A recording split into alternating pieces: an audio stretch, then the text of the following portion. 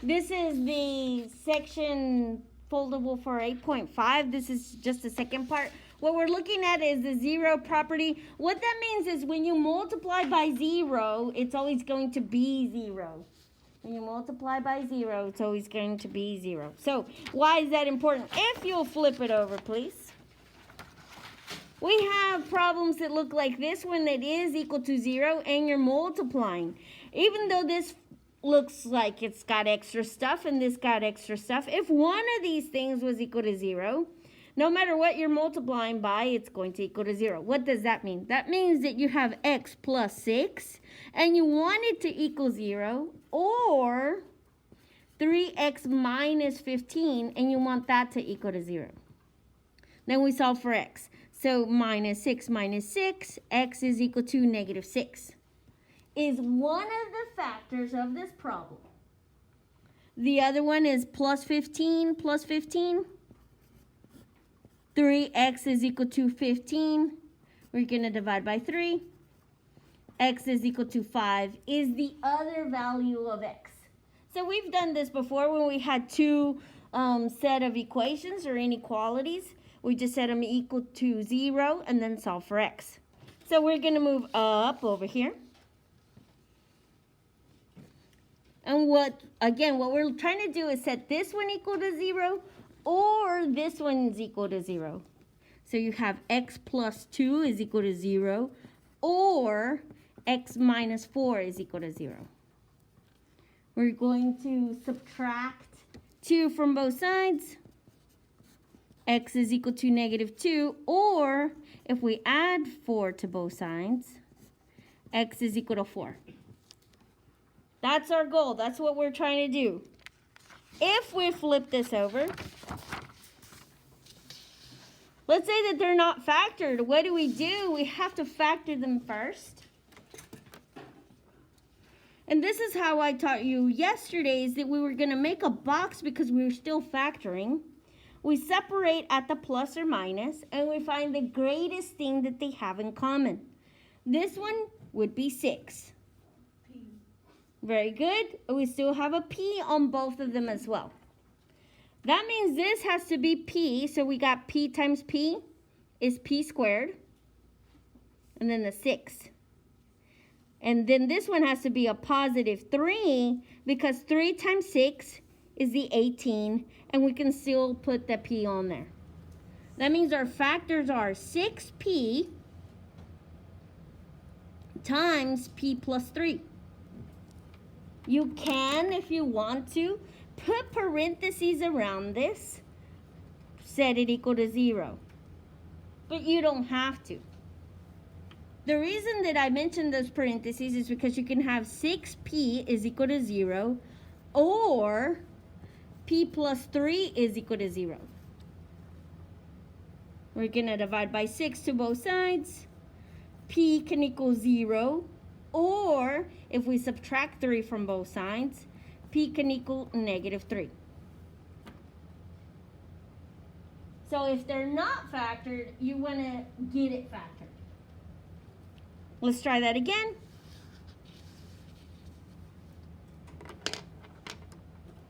We're going to make a box because we want to find the factors. Separate at the plus minus. We're finding the greatest thing that they have in common, which is 3. P. Yeah.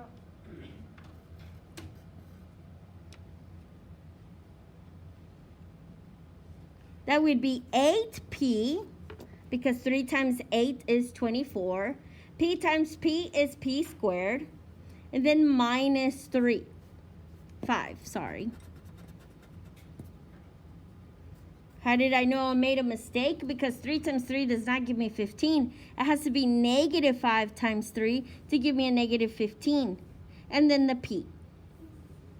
That means that we have the factors 3p times 8p minus 5. And that's still equal to 0. Remember, you can put parentheses if you'd like, but you don't need to. We know that 3p is equal to 0, or 8p minus 5 is equal to 0. We're going to divide by 3. P is equal to 0. Or if we add 5 to both sides, 8p is equal to 5. Then we're going to divide by 8. We have p is equal to 5/8. And we'll flip this over again. We're supposed to cut it and make it into a foldable, but to save us a little bit of time, we didn't. Look, this one's not set equal to 0, so we need to make it equal 0 first. So I'm going to subtract the 5x from both sides. So this side would be equal to 0. Remember, we cannot do 10 minus 5. These are not like terms because this one does not have a squared. So we have to leave it as 10x squared minus 5x. And we're ready to factor. What they have in common is a 5x.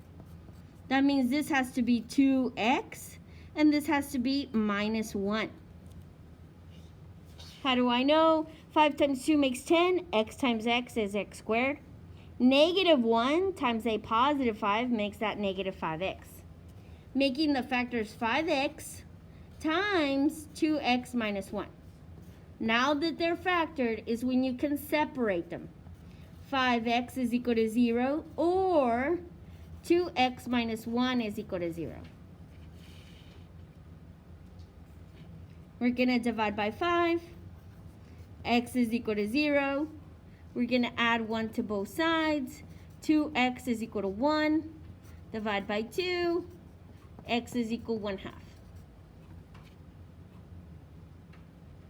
So let me tell you the steps again. You have to make it equal 0 first. Then you're going to factor to be able to separate. On here, what I'm going to do is that I'm going to subtract the 4y from this side.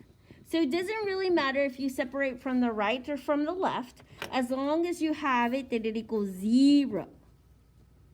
So this would be 12y squared minus 4y. Remember, these are not like terms, so you can't subtract them. Now we're able to factor. What they have in common is a 4y. And remember, sometimes I write at the top and sometimes I wrote at the bottom, just depending on my space.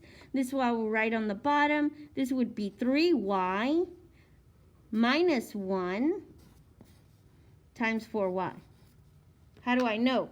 Well, 4y times 3y makes 12y squared. Negative 1 times 4 makes negative 4y. So set it equal to 0.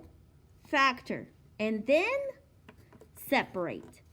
3y minus 1 is equal to 0.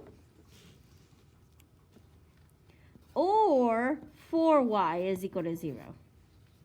Gonna add 1 to both sides. 3y is equal to 1. Divide by 3.